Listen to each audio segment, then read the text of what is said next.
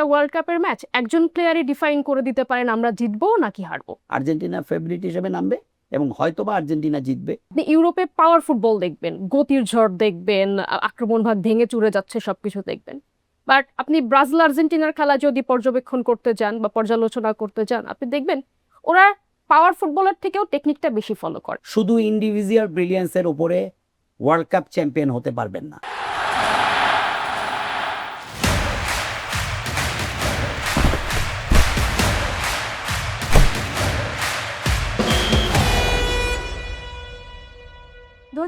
বিশ্বকাপে আর্জেন্টিনাকে হারিয়ে চ্যাম্পিয়ন হওয়ার পর টানা 2 আসরে গ্রুপ পর্ব থেকে বাদ পড়ে জার্মানি।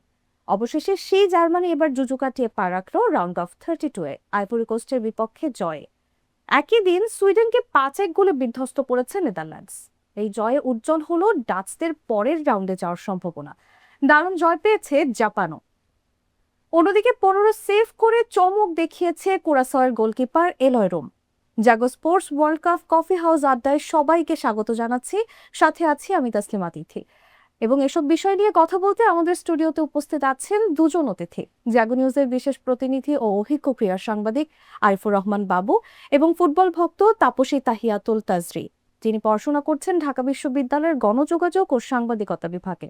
চলে যাচ্ছি তাদের কাছে। দুজনকে আমন্ত্রণ, কেমন আছেন? আলহামদুলিল্লাহ, আপনি কেমন আছেন চিঠি? আমি বেশ ভালো আছি। আপনি বেশ কেমন ভালো আছেন? আছি। বিশ্বকাপ কেমন কাটছে? সো ফার সো গুড, দেখা যাক কি হয়। একদম। এবং বাবু ভাই তো বরাবরই ভালো থাকে। By the grace of almighty Allah. Babu ভাই, শুরুতে আপনার কাছে আসতে চাই, জার্মানির ম্যাচটি নিয়ে কথা বলতে চাই। টানা 2 আসরে হতাশ করা জার্মানিকে এবার ফর্মে ফিরতে শুরু করেছে, আপনার কি মনে হয়? না, আমার মনে হয় এই কারণে মনে হয়, যদিও 7-1-এর পর 2-1, যারা ফুটবল গোলের খেলা যারা এইভাবে হিসেব করে যে 7 থেকে গ্রাফটা নেমে 2-1-এ চলে আসলো, জি। আমি ঠিক সেভাবে দেখব না।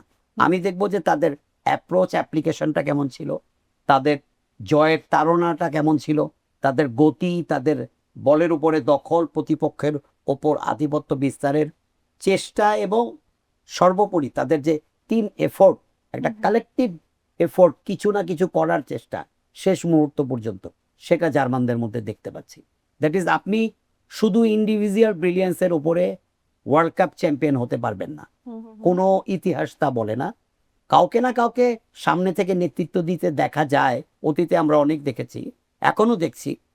যেমন আর্জেন্টিনা অবশ্যই এখনো লিওনেল মেসির উপর অনেকটাই ডিপেন্ড করে, বাট জার্মান টিমটাকে মনে হচ্ছে একটা ইউনিট, একটা গতিময় ফুটবল তারা খেলে যাচ্ছে।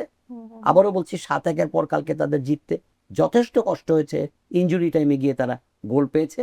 আমি জার্মান টিমের মধ্যে একটা অন্যরকম অ্যাটিটিউড দেখছি, যেটা আমরা আমাদের টিনেজ লাইফ থেকে শুরু করে নিয়ে আমার চাকরির প্রায় বড় অংশ দেখেছি যে জার্মান কোনো না কোনোভাবে সুপার 8-এ উঠে আসে, দ্যাট ইজ কোয়ার্টার ফাইনাল খেলে, সেমিফাইনাল খেলে, এবং ভুলে গেলে চলবে না জার্মানও কিন্তু 4 বারের বিশ্ব চ্যাম্পিয়ন, ব্রাজিলের পরপরই। কাজেই জার্মানদের মধ্যে আমি একটা আলোচ্ছটা দেখতে পাচ্ছি, যে আলোচ্ছটাটা বলে দিচ্ছে যে আমরা এবার কিছু করতে চাই এবং গত 2 বারের ব্যর্থতা ঝেড়ে মুছে এবার আমরা ভালো কিছু করার জন্য এসেছি এবং আমাদের কালেকটিভ এফোর্ট আছে, আমরা একদম লক্ষ্যে পৌঁছাতে চাই, সোজা কথা।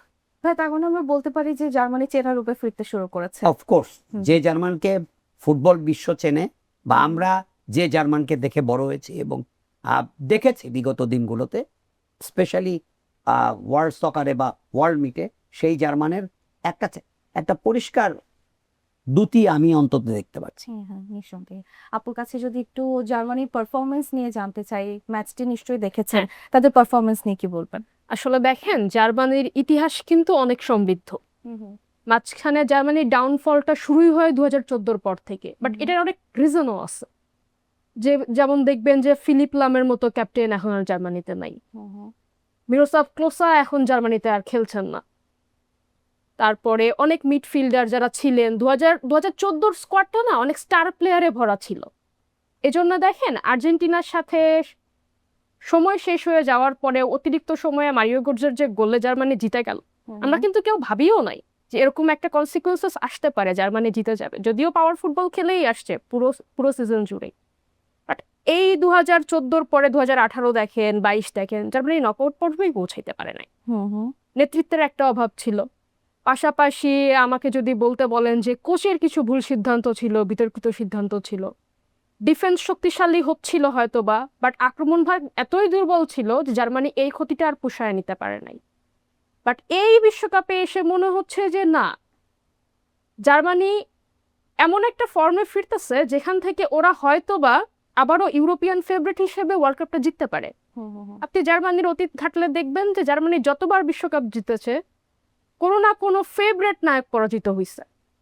1954 সাল দেখেন, হাঙ্গেরিতে পুস্কাসের মতো প্লেয়ার তখন ছিলই না। জার্মানি পুস্কাসের দলটাকে হারায় দিয়ে 1954 সাল জিতল। 74-এর কথা যদি চিন্তা করেন, হল্যান্ড দুর্দান্ত একটা টিম ছিল, ক্রুইফ ছিল ক্যাপ্টেন। জার্মানি সেই টিমকে হারিয়ে তারপরে হচ্ছে 74-এ ওরা ওয়ার্ল্ড কাপটা নিয়ে নিল। 86 সালে ম্যারাডোনা আর্জেন্টিনার কাছে হেরে গেল জার্মানি। 90 সালে যখন ফাইনালে গেল, ভাইদের জেনারেশনটা মনে হয় কোনোদিনও ভুলতে পারবে না ওই ম্যারাডোনার অশ্রুসিক্ত চোখে মাঠ ছেড়ে চলে যাওয়া।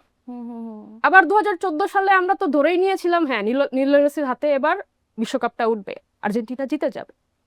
বাট জার্মানি ওই যে ম্যাজিক্যাল পাওয়ার, বদলি খেলোয়াড় হিসেবে এসে অতিরিক্ত সময়ে মারিও গোটজে যে গোলও করবে, এটা অভাবনীয় একটা বিষয়। আজকের খেলাটার কথাও চিন্তা করেন আপনি, আইভরি কোস্টের সাথে ফার্স্টে আইভরি কোস্ট গোল করলো, একটা টাইমের পরে গিয়ে সমতা আসলো, বাট অতিরিক্ত সময়ে গিয়ে জার্মানির ওই যে এগিয়ে যাওয়ার একটা স্বভাব, এটা কিন্তু এখনো বদলায় নাই। সো আমার মনে হয় যে হ্যাঁ, জার্মানি যেভাবে খেলছে আমরা নিঃসন্দেহে এবার ওদেরকে ফেভারিট বলতে পারবো। একদম। এবং বাবু ভাই, আমার মনে হয় আপনারও একই মত যে জার্মানিকে তাদের পারফরমেন্স দেখার পর ফেভারিট বলতে আর কোনো আমি সংশয় স্ট্রেট আপনার ওয়েতে মনে নেই? ফেভারিট বলবো না, বাট জার্মান যখন তাদের পূর্ণ গতিতে বা পুরনো ছন্দ ফিরে পায়, তখন জার্মানদেরকে এমনিতেও তো মেন্টালি খুব টাফ, তো অ্যাজ এ নেশন জার্মানরা খুব টাফ জাতি মানসিক দিক থেকে।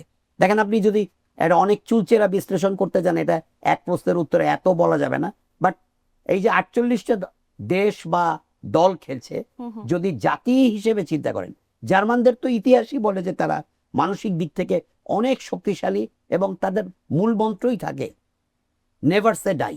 কাছাকাছি জার্মানরা যদি তাদের হারানো ছন্দ ফিরে পায়, এবং আমার ছোট বোন খুব চমৎকার বলেছে যে জার্মানদের কিছু একটা বলে না, কিছু এক্স ফ্যাক্টর কাজ করে, এবারও কিন্তু তাই। এবং কোচ জুনিয়র নেগলসম্যান, আমার কাছে মনে হয় কালকে তাকে দেখলাম, তিনি জয়ের পরে যে তার যে অভিব্যক্তিটা, ইউজুয়ালি প্লেয়াররা খুব খুশি হয়, বাট কালকের ম্যাচে তার যে অভিব্যক্তি দেখলাম, বোঝাই যায় যে তিনি প্লেয়ারদেরকে শুধু কৌশল বাতলে দেননি, শুধু ফরমেশন অপোনেন্টকে হারানোর কায়দা কৌশলটাই বাতলে দেননি, তিনি নিজেও চাচ্ছেন তার টিম তার সেই সেরা সময় ফিরে যায়। কাজে ফুটবলে তো কোচ, আমরা বলি প্রশিক্ষক, খুব ভালো বাংলায় বলি দ্রোণাচার্য, অনেক বড়। ক্রিকেটে ক্যাপ্টেন, ফুটবলে কোচ।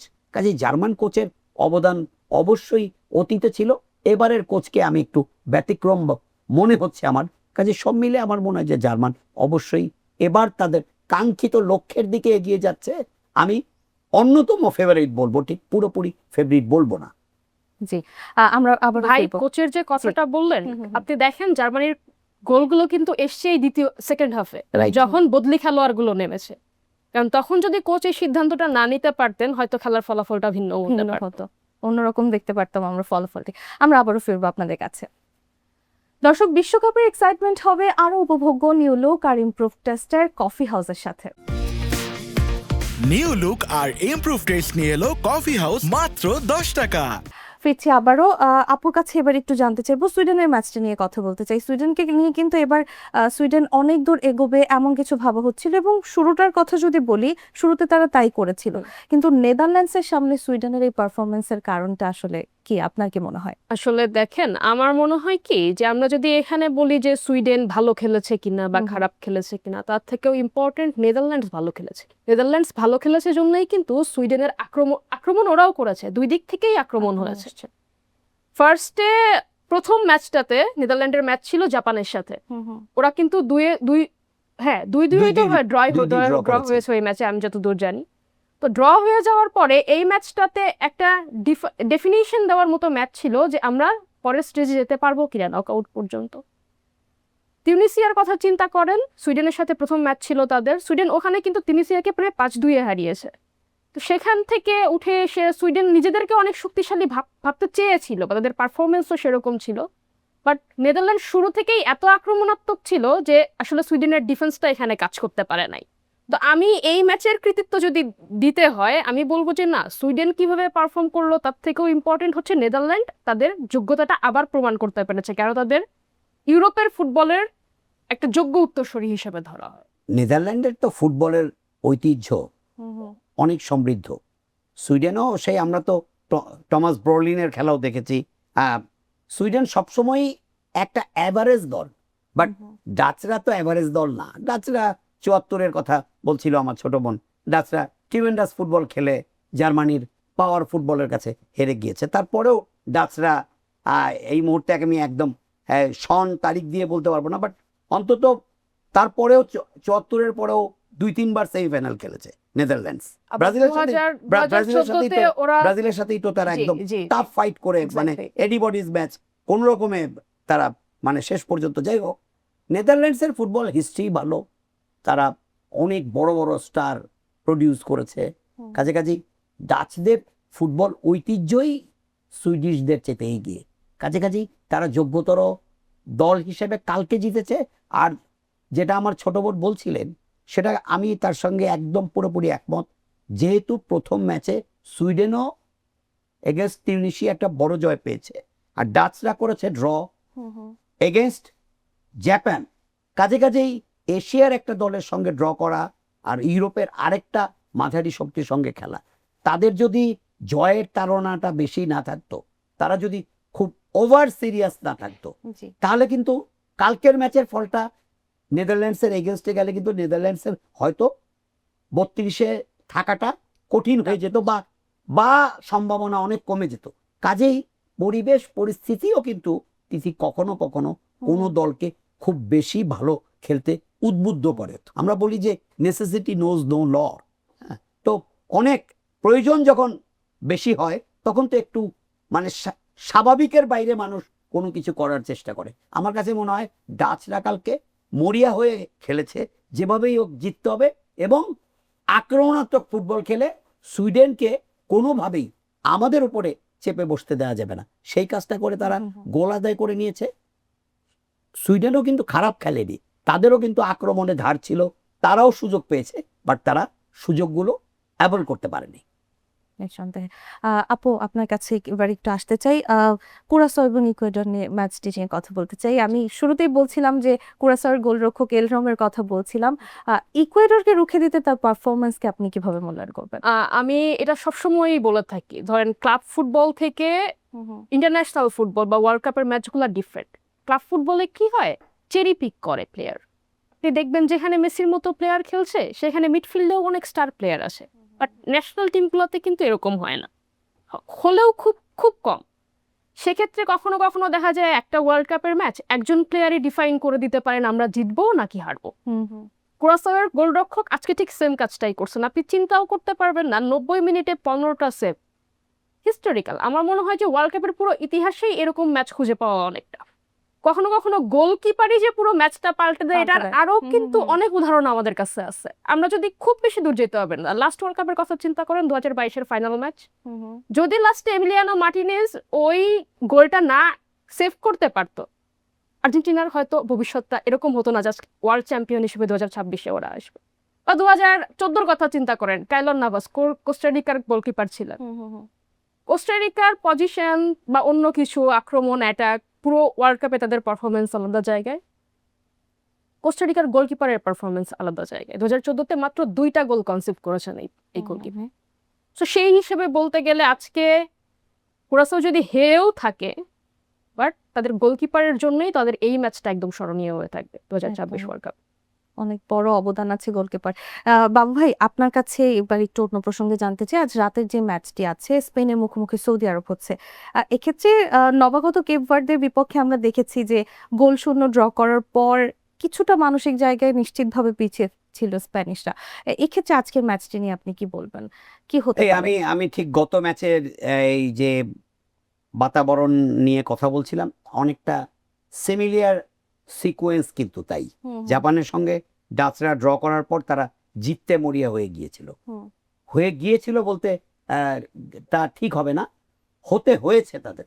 কাজে স্পেনকেও কিন্তু আজকে জিততে হবে, মানে পরবর্তী ধাপে পৌঁছাতে গেলে সৌদি আরবকে স্পেনকে হারাতে হবে।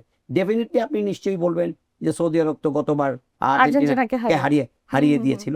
দেখেন, আমরা সাংবাদিকরা যতটা ট্র্যাক রেকর্ড পাস্ট নিয়ে মাথা ঘামাই, চিন্তা করি, বা আমাদের লেখনীতে, আমাদের চিন্তায়, আমাদের কথায় যতটা থাকে, আমি দীর্ঘদিন এই পেশায় থেকে খেলোয়াড়, কোচ, কর্মকর্তাদের সঙ্গে কথা বলে দেখেছি, তারা অতটা কিন্তু এইভাবে চিন্তা করে না। তারা যদি ওইভাবে চিন্তা করতো যে ওই দল ওই দলকে হারিয়েছে, আমরা ওই দলের কাছে হেরে গেছি, তাহলে আমরাও বোধহয় সেই দলের সাথে পারবো না, এভাবে চিন্তা করার কোনো অবকাশ নেই। আর্জেন্টিনাকে 2-1 গোলে সৌদি আরব হারিয়েছিল, এটা পাস্ট। আজকে স্পেনের জয় দরকার, কাজেই তারা অবশ্যই মরিয়া হয়ে থাকবে। তারা প্রথম ম্যাচে ভালো খেললেও গোল পায়নি, বা গোল করার উদগ্র বাসনাটাও আমার কাছে একটু কম মনে হয়েছে। আমার মনে হয় স্পেনিশরা আজকে গা ঝাড়া দিয়ে যদি তাদের সহজাত ফুটবলটা খেলে, সৌদি আরবের জন্য কঠিন হবে। সৌদি আরব নিশ্চয়ই ইতিহাসের পুনরাবৃত্তি ঘটাতে চাইবে বা চেষ্টা করবে, বাট আমার মনে হয় টিম হিসেবে স্পেনিশরা সৌদিয়ানদের চেয়ে বেটার। কাজেই শেষ পর্যন্ত হয়তো শেষ হাসিটা স্পেনিশরাই হাসবে। আপু কিছু বলতে চান কিনা এই বিষয়টি নিয়ে? স্পেন এবং আসলে দেখেন, ফার্স্ট ম্যাচে তো লামিন ইয়ামাল খেলে নাই। এখন স্পেনের মধ্যমণি বলতে গেলে আমরা ইয়ামালকেই ধরে নিই। বাট ফুটবলে না, এই যে অনেক র্যাঙ্কিং এর পরে থাকা দলগুলোর সাথে যখন ফেভারিটরা হেরে যায়, তখন আমরা এটাকে অঘটন বলতে পারি। অঘটন হয়তোবা বারবার রিপিট না হোক, এটাই চাইবো। স্পেন আমার অনেক ফেভারিট একটা দল। আর্জেন্টিনার পরেই যদি আমি কোনো দলকে সাপোর্ট করি, সেটা স্পেন হবে। আর স্পেনকে আসলে এবার ওদের দলের ফরমেশন বা স্কোয়াড দেখে ভাবা হচ্ছে যে ওকে, বিশ্বকাপ জেতার মতো ক্ষমতা এই দলটার মধ্যে আছে। সো আমি চাইবো যে স্পেন আবার হয়তো বা তাদের ফুল ফর্মে ফিরে আসবে এবং আজকের ম্যাচটা সৌদির এগেনস্টে জিতে যাবে। অবশ্যই আমরা আবারও ফিরবো আপনাদের কাছে। দর্শক দেখছেন কফি হাউস প্রেজেন্ট জাগো বিশ্বকাপ আড্ডা। বিশ্বকাপের এক্সাইটমেন্ট হবে আরো উপভোগ্য নিউ লুক আর ইমপ্রুভ টেস্টের কফি হাউসের সাথে। নিউ লুক আর ইমপ্রুভ টেস্ট নিয়ে এলো কফি হাউস মাত্র 10 টাকা। আবারও ফিরলাম। এবার একটু ক্রিকেট নিয়ে কথা বলতে চাই। শুরুতে আপুর কাছ থেকে জানতে চাইবো যে চট্টগ্রামে আজ বাংলাদেশ ধবলধোলায় এড়ানো টি-20-তে আছে, এক্ষেত্রে বাংলাদেশ কি আজকে পারবে অজিদের হারাতে? আপনার কি মনে হয়? আমি এটা নিয়ে আসলে আশাবাদী যে বাংলাদেশের সেই সামর্থ্য আছে যে বাংলাদেশ অস্ট্রেলিয়াকে হারাতে পারবে, যদি না তারা কোনো অঘটন ঘটায়। আমরা লাস্টের ম্যাচগুলোও দেখেছি, বাংলাদেশের কিন্তু সামনে এই চান্সও ছিল যে বাংলাদেশ অস্ট্রেলিয়াকে হোয়াইট ওয়াশ করতে পারবে, কিন্তু ওই যে লাস্টের ওভারটা, সবকিছুই হাতে সুযোগ আছে, বাট লাস্টে গিয়ে আমরা আমাদের নাট ধরে রাখতে পারি না। হয়তো আমাদের প্লেয়ারদের ক্ষেত্রেও সেম কাহিনী হতে পারে, কিন্তু আমি খুব করে প্রত্যাশা করব যে যদি আজকে বাংলাদেশ ভালো খেলে, আমাদের এক্সপেকটেশন অনেক বেশি। এরকম হয়েছে, এতবার আশাহত হতে হয়েছে, ভাবি যে খেলা দেখবো না, বাট নিজের দেশের খেলা, নিজের দেশের সম্মানের বিষয়, আবার দেখতে যাই, আবার একটা হার্ট ব্রেক হয়। বাট স্টিল আমার থেকে হয়তো এই ব্যাপারটা বাবু ভাই ভালোভাবে এক্সপ্লেইন করতে পারবে। বাবু ভাইয়ের কাছে আসবো। বাবু ভাই, কি মনে হচ্ছে, আবারও কি হার্ট ব্রেক হবে? গত ম্যাচটাই তো তাই, কারণ আপনি আমাদের টার্গেট ছিল 198 এবং আমরা কিন্তু 9 ওভারে 90-এর ঘরে পৌঁছে গিয়েছিলাম। দ্যাট ইজ 9-10 ছিল, হাতে উইকেট ছিল 7টা-8টা। শেষের দিকে গিয়ে তাপসী যেটা বললো ঠিক সেটাই হয়েছে, আমরা পারিনি। তা আমরা সবসময় একটু স্নায়ুর চাপে ভুগি এবং কঠিন সিচুয়েশনে, ক্রাঞ্চ মোমেন্টগুলোতে যতটা স্ট্রং নার্ভ থাকা দরকার, এটা কিন্তু আমাদের দেশের কোচ, সিনিয়র ক্রিকেটাররা হরহামেশাই বলে থাকেন যে বাংলাদেশের ক্রিকেটারদের মানসিক দৃঢ়তা বা মেন্টাল টাফনেস কম। এটা শুনতে কানে লাগলো, সরাসরি বলে ফেললাম। এবং আপনি ক্রিকেটে, ফুটবলে, খেলাধুলায় কখনো কখনো আপনার স্কিল, আপনার স্টামিনা, আপনার সেন্স যতই থাকুক, যদি আপনার নার্ভ কাজ না করে, আপনার মানসিক দিক থেকে যদি আপনি শক্ত এবং সবল না হন, তাহলে কিন্তু আপনি আপনার জানা বিষয়গুলো কিন্তু আপনি অ্যাপ্লাই করতে পারবেন না। কাজেই বাংলাদেশের এই জায়গাটায় সমস্যা আছে। হারলে ধবল ধোলাই হব, আর জিতলে অ্যাটলিস্ট সেই মানে কি বলবো, সেই লজ্জা নিবারণটা হবে। তা আমি আশা করব বাংলাদেশ গত ম্যাচেই জয়ের অবস্থা থেকে হেরেছে, যদি সেই অবস্থাটা আবার তৈরি করতে পারে, যে জেতার মতো পরিবেশ যদি তৈরি করতে পারে আজকে, সেখান থেকে যেন আর ব্যাকফুটে না চলে যায়। আর যদি শুরুতেই আমরা ব্যাকফুটে চলে যাই, তাহলে আর অস্ট্রেলিয়ানরাও কিন্তু, যদি ফুটবলে জার্মানের সঙ্গে কারো তুলনা করতে হয় ক্রিকেটে, সেটা হচ্ছে অস্ট্রেলিয়া, যারা মেন্টালি অনেক টাফ। কাজেই অস্ট্রেলিয়ানরা নিশ্চয়ই চাইবে ওয়ানডে সিরিজের মধুর প্রতিশোধ নিতে। কাজেই তারা চাইবে যেটা বাংলাদেশকে 3-0-তে ধবল ধলাই করতে। কাজে অস্ট্রেলিয়া কিন্তু তেড়ে ফুড়ে থাকবে। এখন আমাদের কিন্তু অস্ট্রেলিয়ার সঙ্গে জিততে গেলে আজকের ম্যাচে শুধু বেটার পারফরমেন্স শো করলেই চলবে না, আমাদের মেন্টালি অনেক বেশি টাফনেস শো করতে হবে, এবং অস্ট্রেলিয়ানদেরকে শুরুতে একটা ধাক্কা দিতে হবে, সেটা বোলিংয়ে হোক ব্যাটিংয়ে হোক। সেটা যদি পারে এবং পুরো সময় যদি আমাদের প্লেয়াররা নাক ভরে তাদের নিজেদের সেরাটা দিতে পারে, তাহলেই কেবল বাংলাদেশ আজকে জিততে পারে। আদারওয়াইজ 3-0-তে ধবল ধলাই হবার সম্ভাবনা বেশি। অবশ্যই, এবং প্রতিবারের মতো আমাদের এবারও প্রত্যাশা আছে বাংলাদেশের প্রতি, আশা করছি ভালো করবে। বাবু ভাই এবং আপু, এবার একটু প্রেডিকশনে যেতেছি আমরা। আজকে যে ম্যাচটি, আজ রাতে যেটি হবে, সেটি নিয়ে অলরেডি দুজনই মনে হয় বলে দিয়েছেন যে স্পেন এগিয়ে থাকবে। আলাদা করে যদি জিজ্ঞেস করি যে কটি গোল আসলে হতে পারে, বাবু ভাই কি বলবেন? টাফ আসলে, গোলের কথা টাফ। কালকেও আমরা আলাপ করেছিলাম আইভরি কোস্ট আর জার্মান নিয়ে, যে জার্মান প্রথম ম্যাচে 7-1 গোলে জিতেছে। আসলে ফুটবল গোলের খেলা তো, বাট গোল তো বলে কয়ে প্রতিদিন দেয়া যাবে না। এটাও কিন্তু সিকোয়েন্স ডিপেন্ড করে, কে খেললো কে খেললো না, অপোনেন্টের অ্যাপ্রোচ অ্যান্ড গেম প্ল্যান অনেক বড় ব্যাপার। এখন অপোনেন্ট যদি শুরু থেকেই আমরা গোল খাবো না, গোল কনসিভ করবো না, এই অ্যাটিটিউডে খেলে, তখন কিন্তু গোল দেওয়াটা টাফ হয়। আর ওয়ার্ল্ড লেভেলে ভালো ডিফেন্ডার থাকে সব টিমেই কম বেশি, গোলকিপারগুলো দেখা যায় খুব ভালো থাকে। কাজে অ্যাপ্রোচের উপর ডিপেন্ড করবে। বাট আমার কাছে মনে হয় স্পেনের অ্যাটলিস্ট 2 গোলের ব্যবধানে জেতা উচিত। আমি বলবো না, আমার মনে হয় স্পেন অ্যাটলিস্ট মার্জিনাল ডিফারেন্সটা হবে 2। আপু কি বলবেন? আমার মনে হয় যে হয়তোবা ডিফারেন্সটা আরো বাড়তে পারে, কারণ দেখেন এটা সর্ট অফ টিকে থাকার মতো। কারণ ফুটবলে আমরা আগে থেকে কোনো কিছু ধারণা করতে পারি না। আমরা আমরা তো বুঝতেও পারি নাই যে লাস্ট ওয়ার্ল্ড কাপে আর্জেন্টিনা সৌদি আরবের কাছে হেরে যায়, রাইট?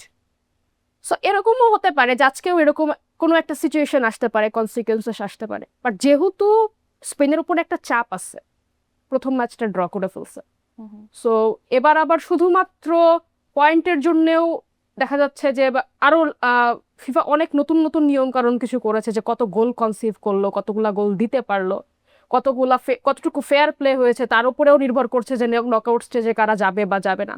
আমার মনে হয় ফ্রান্সের মধ্যে যতটুকু ক্ষুধার আছে যে হ্যাঁ নকআউট পর্বে আমাদেরকে যে কোনো মূল্যে উঠতেই হবে, I think it's gonna be a 4-0, France 4 Saudi আরব 0। ওকে বাবু ভাই, 22 জুন দুপুর 1টায় নামছে বেলজিয়াম এবং ইরান, এক্ষেত্রে আপনি কাকে এগিয়ে রাখবেন? এটা একটা টাফ কল হবে। বেলজিয়ামও কিন্তু ইউরোপের প্রতিষ্ঠিত শক্তি এবং ওয়ার্ল্ড কাপের হিস্ট্রি তাদের ভালো। ইরান তো ঠিক গত ম্যাচে তারা ড্র করলেও আমি বলবো না যে ইরান খুব ভালো ফুটবল খেলেছে। ইরান, আমি এই আলোচনায় 2 দিন বলেছি একই কথা, আবারও বলতে হবে যে একটা দলের, দেশের যদি আর্থসামাজিক প্রেক্ষাপট সুস্থ স্বাভাবিক না থাকে, সেই দলের প্লেয়ারদের ভালো খেলা টাফ।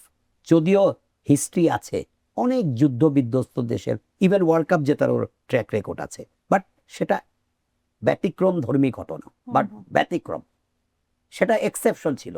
বাট ইরানের জন্য টাফ হবে আমার মনে হয়।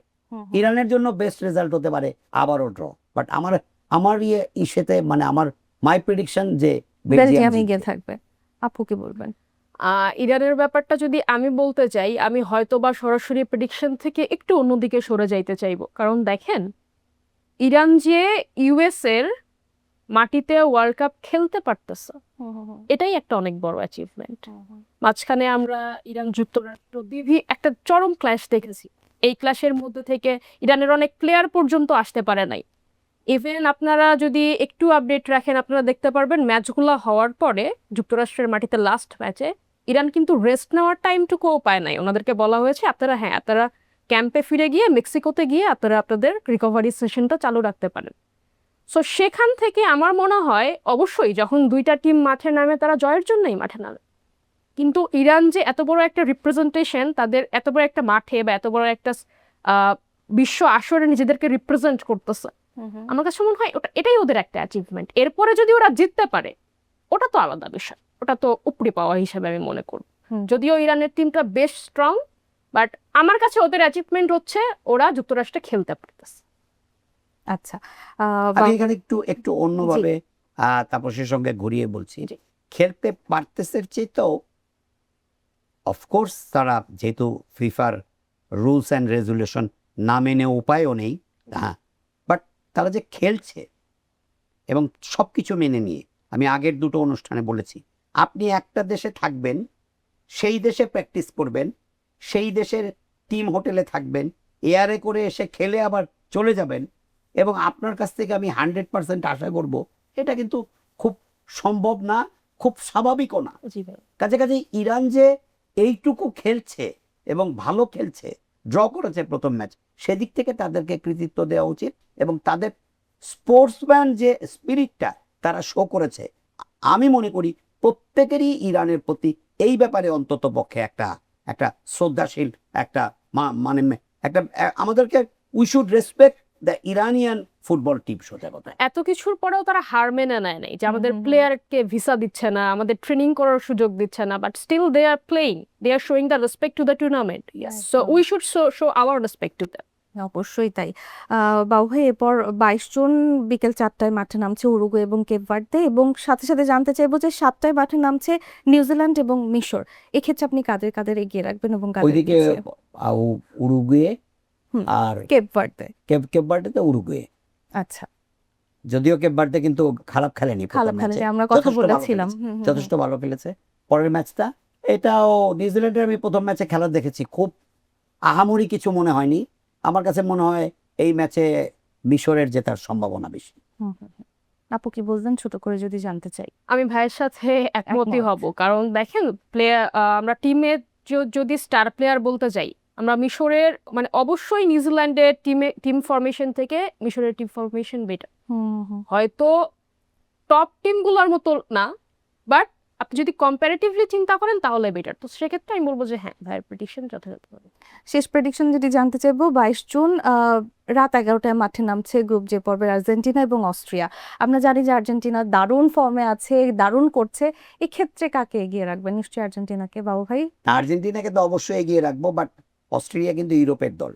ইউরোপের দলগুলো যদি কখনো নেগেটিভ অ্যাপ্রোচ নেয়, তারা যদি ডিফেন্সিভ হয়ে যায়, অস্ট্রিয়া অতটা টাফ না, বাট কিছু টাফ টিম আছে ইউরোপের। নিশ্চিতভাবে আমার ছোট বোন প্রচুর খোঁজ খবর রাখে, ওর সাথে আমি কথা বলে দেখেছি। ইউরোপের দলগুলোর কিন্তু একটু ঘরানা ভিন্ন, যেমন স্পেন, পর্তুগাল, এগুলো একটু সফট, এটা একটু ল্যাটিন ঘরানার ফুটবল খেলে। বাট কিছু টিম আছে, যেমন এক সময় ছিল আয়ারল্যান্ড ইজ ডেঞ্জারাস, তার মানে very tough side to beat. তো অস্ট্রিয়া ওরকম না, বাট যদি অস্ট্রিয়া নেগেটিভ ফুটবল খেলে যে আমরা হারবো না, তাহলে কিন্তু আর্জেন্টিনার জয়টা খুব সহজ হবে না। গোল বন্যায় ভাসিয়ে দিতে পারবে এমন নয়, বাট আমার কাছে মনে হয় আর্জেন্টিনা ফেভারিট হিসেবে নামবে এবং হয়তোবা আর্জেন্টিনা জিতবে। বাট আমি তাকিয়ে থাকবো লিওনেল মেসির দিকে, কারণ তার একটি গোল তাকে ইতিহাসে অমর করে দিতে পারে, ওয়ার্ল্ড কাপের top scorer. At the same time যদি এই ম্যাচ আর্জেন্টিনা জিতে, আর্জেন্টিনাও কিন্তু ওয়ার্ল্ড কাপের ম্যাক্সিমাম উইনটা পেয়ে যাবে। কাছাকাছি এদিক থেকে হিস্টোরিক একটা অ্যাচিভমেন্টের দ্বার প্রান্তে দাঁড়িয়ে আছে আর্জেন্টিনা। ডেফিনেটলি তারা আপ্রাণ চেষ্টা করবে ওটাকে অ্যাচিভ করার জন্য। আপু নিশ্চয়ই আর্জেন্টিনাকে এগিয়ে রাখবেন? অবশ্যই। আসলে দেখেন, ইউরোপিয়ান টিমগুলোর ফুটবল খেলার ধরন একরকম, ল্যাটিন আমেরিকা টোটালি ডিফারেন্ট। আপনি ইউরোপে পাওয়ার ফুটবল দেখবেন, গতির ঝড় দেখবেন, আক্রমণ ভাগ ভেঙে চুরে যাচ্ছে, সবকিছু দেখবেন। বাট আপনি ব্রাজিল আর্জেন্টিনার খেলা যদি পর্যবেক্ষণ করতে যান বা পর্যালোচনা করতে যান, আপনি দেখবেন ওরা পাওয়ার ফুটবলের থেকেও টেকনিকটা বেশি ফলো করে।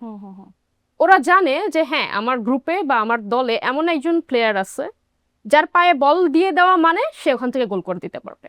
আর্জেন্টিনার ট্যাকটিক্স বলতে আমি একটাই বলবো যে আর্জেন্টিনার প্রত্যেকটা প্লেয়ার চিন্তা করে আমি মেসির পায়ে বল দিয়ে দিব, and it's gonna be a goal, no doubt on that. সবচেয়ে বড় শক্তি। সো আমি চাই যে অ্যাট লিস্ট আর্জেন্টিনা 2-0 জিতুক অস্ট্রিয়ার সাথে। আচ্ছা, আপনাদের দুজনকে অসংখ্য ধন্যবাদ আমাদের সময় দেওয়ার জন্য। দিদি ধন্যবাদ, এবং আমাদের দর্শকদের শুভেচ্ছা এবং শুভকামনা।